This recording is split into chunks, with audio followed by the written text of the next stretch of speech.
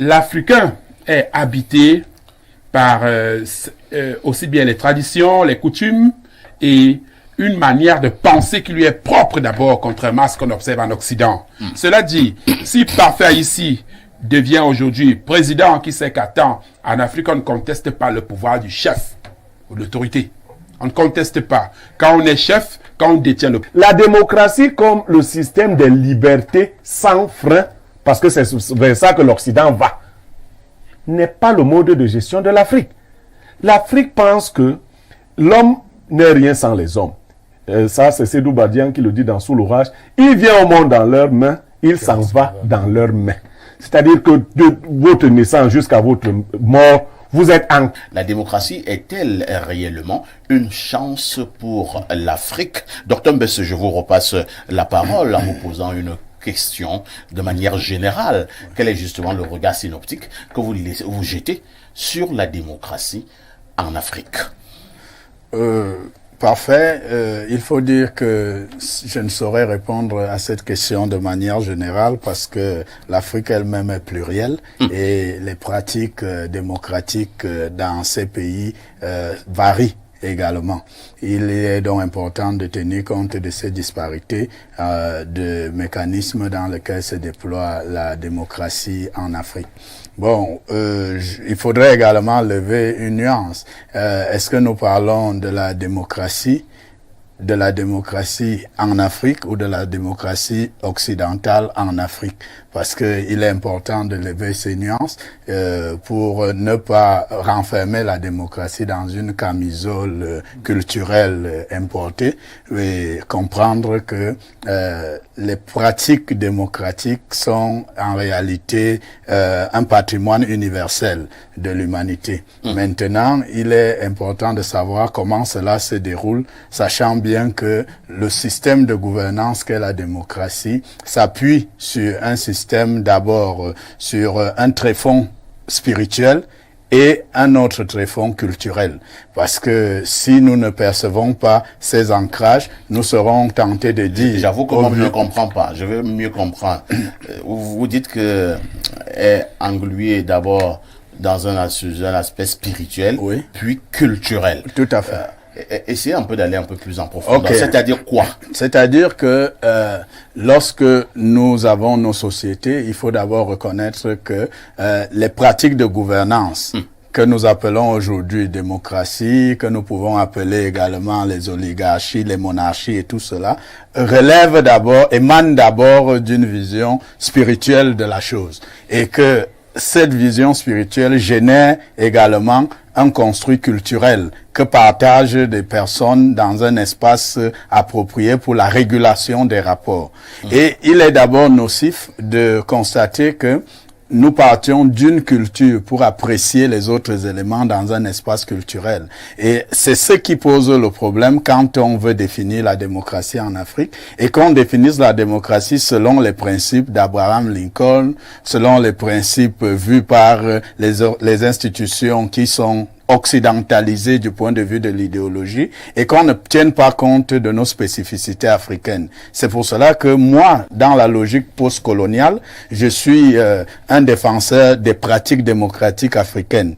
Et je sais qu'elles existent. Et d'ailleurs, j'en veux pour preuve les travaux de Cheikh Anta Diop, j'en veux pour preuve les travaux de Muammar Kadhafi dans son livre vert de la démocratie qui a su démonter les éléments de la démocratie occidentale en démontrant que l'Afrique a ses pratiques démocratiques qui peuvent lui permettre d'accéder au bien-être et à la cohésion sociale.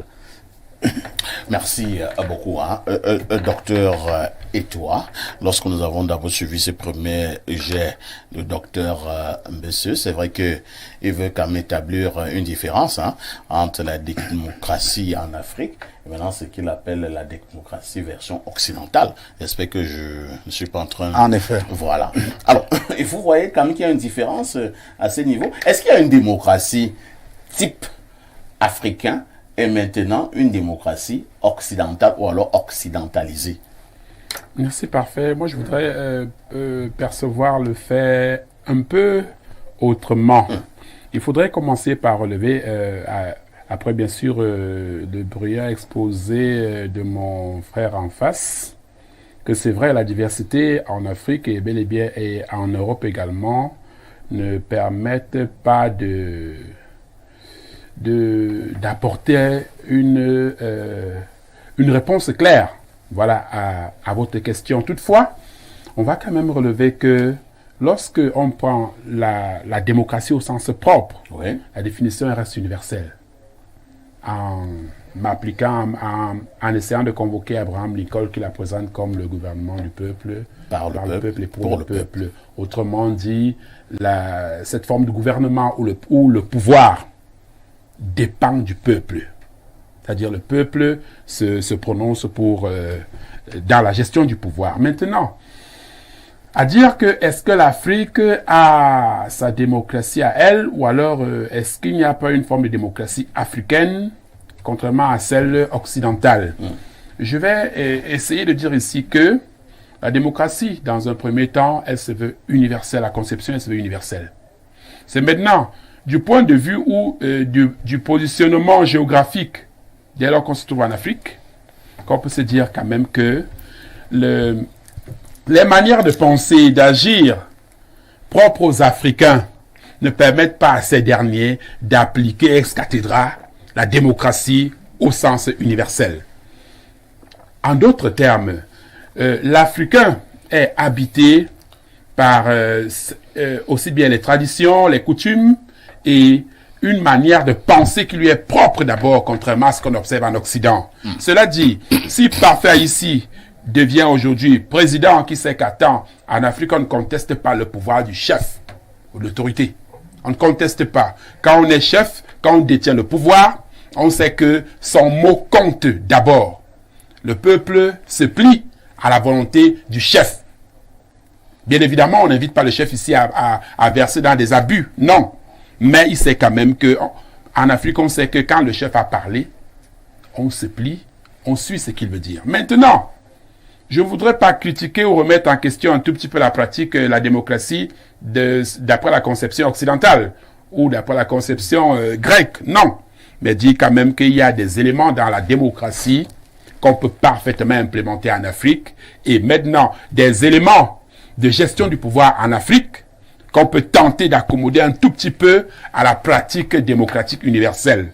C'est-à-dire que, pour reprendre un tout petit peu le défunt président congolais, Mobutu Sese Seko, voilà, qui disait bien que lorsqu'on lui demandait si il n'appliquait pas la démocratie en RDC, il reprenait en disant que il applique la démocratie, mais à l'africaine. Il applique la démocratie à l'africaine, à RDC, c'est-à-dire que ça rejoint tous les éléments que nous avons relevés qui voudraient que, en Afrique, il y a d'abord l'Africain, l'être africain, qui voudrait que on respecte ce qu'il veut, ce qu'on dit, et on ne se permet pas de certains abus de liberté qui aujourd'hui permettent de déplorer un tout petit peu la pratique démocratique en Occident, avec toutes les pratiques qui sont tolérées, acceptées aujourd'hui au nom de la démocratie. Les mariages mixtes là-bas aujourd'hui, pardon, pas mixtes, les mariages homogènes, c'est-à-dire entre personnes de même sexe. C'est un peu une des résultantes de la volonté d'appliquer la démocratie. Ils appellent ça illégalement le mariage pour tous. Voilà, alors qu'en fait, dans un État africain qui voudrait bien appliquer, oui, la démocratie, il faut respecter quand même certaines manières d'agir et de faire qui voudraient qu'on n'autorisait pas n'importe quoi. Merci beaucoup. Pierre Bleriot-Nyemec, comme système de gouvernement, la démocratie a-t-elle réussi en Afrique? Bon, il faut peut-être restituer ou restaurer la vérité historique. La démocratie est née en Afrique, comme beaucoup d'autres choses. Ces choses ont été transportées en Occident et ont été galvaudées. On leur a donné une autre forme et on est revenu avec ces formes dissolues, nous les imposer. Dans la démocratie égypto-nubienne, les chefs qui étaient vieux étaient assassinés. Parce qu'il ne faut pas vouloir ressusciter l'Afrique et fuir les réalités de l'Afrique. C'est ça le problème. Nous sommes perdus aujourd'hui. Quand ça nous agrée, nous disons, oh non, vraiment l'Afrique. Nous parlons de quelle Afrique? L'Afrique occidentalisée ou l'Afrique réelle. Il faut rentrer au niveau des sources. Ce concept de démocratie qui est repris récemment là par Abraham Lincoln. Mais vous voyez, les Occidentaux sont vicieux. Hein. Quelqu'un disait dernièrement, nous parlions hier des mathématiques. Tout à fait. Pythagore, qui est l'un des premiers mathématiciens occidentaux, a fait 20 ans d'études en Égypte, comme tous les autres. Thalès, tout le monde. La science, la philosophie, les systèmes politiques ont été expérimentés dans l'Égypte ancienne. La justice, les tribunaux. Si on ne ramène pas tout ça pour que les Africains comprennent ce qui se passait. Ils sont allés étudier ces choses là-bas. Malheureusement, il s'est passé quelque chose. Il faut que j'explique rapidement aux Africains. Il y avait 2 façons de parler la langue égyptienne. Ou 3 d'ailleurs. La première façon était très savante. Elle était réservée à la caste des initiés. Cette façon de la parler n'était pas accessible à tout le monde. Il y avait une autre langue qu'on appelle le copte, ainsi de suite. Il y avait 3 façons de parler la langue égyptienne. De sorte que les étudiants occidentaux, grecs notamment, qui sont allés en Égypte, n'ont pas souvent compris ce qu'on disait. Ils ont mal compris. Ils sont allés enseigner des choses qui sont fausses. La plupart des choses qui sont enseignées en Occident sont fausses.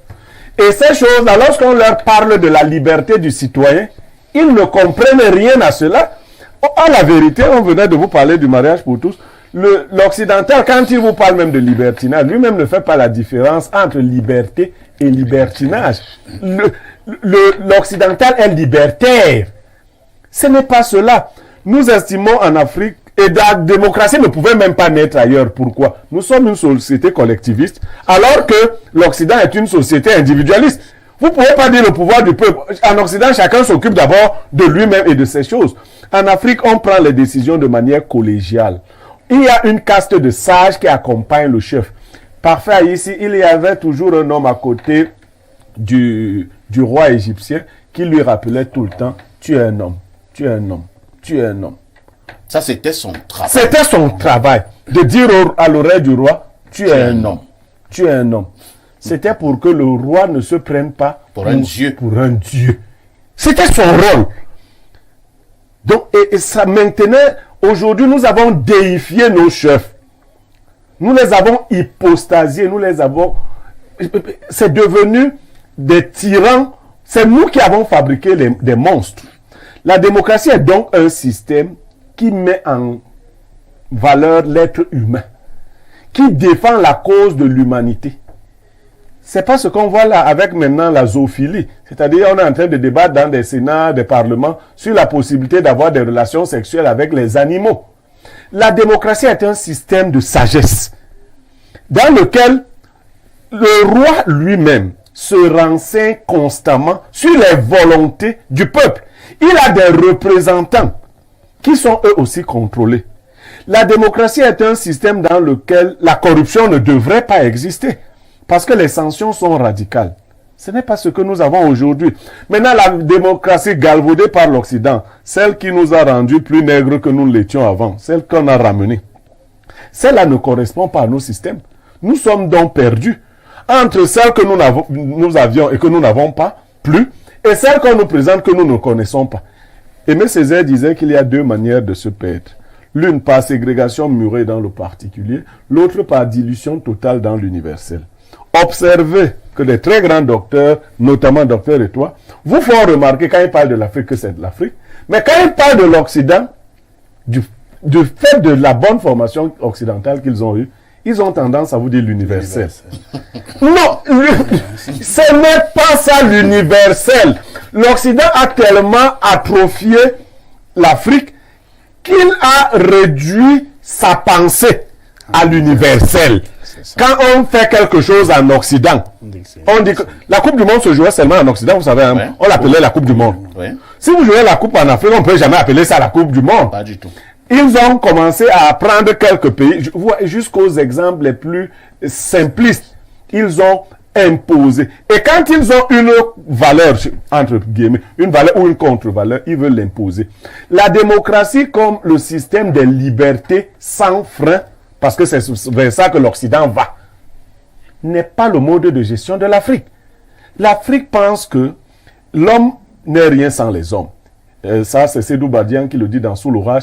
Il vient au monde dans leurs mains, il s'en va dans leurs mains. C'est-à-dire que de votre naissance jusqu'à votre mort, vous êtes encadré, porté par les mains des autres hommes. Vous n'êtes donc pas apparu comme ça au monde et vous créez un nouveau monde. Vos libertés sont encadrées. La nature nous enseigne ce que nous devons faire. Et les choses que la nature interdit, nous les copions comme des modèles. Ça veut dire que nous ne voyons pas les chiens et les chiens s'accoupler. On n'a pas besoin de réfléchir beaucoup pour trouver de nouvelles formes de sexualité. Nous voyons simplement que si la nature se comporte de cette façon, l'homme copie ce qui est dans la nature. Il ne fait pas des choses contre nature. Et c'est cela qui permettait à l'Afrique d'avancer. Merci beaucoup.